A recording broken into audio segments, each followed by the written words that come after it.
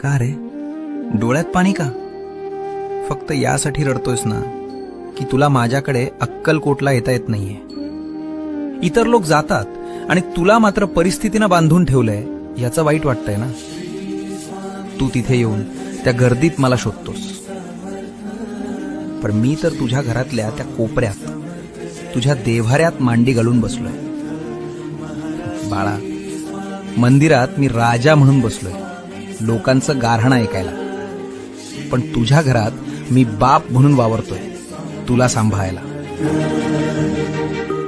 मग राजाच्या दरबारात जाणं महत्वाचं की बापाच्या मांडीवर बसणं महत्वाचं? त्यामुळे अक्कलकोटला येता येत नाही याची खंत करू नकोस. आत्ता याच क्षणी डोळे मिट आणि बघ, मी तुझ्या समोर उभा नाहीये, तर मी तुझ्या आत बसलोय.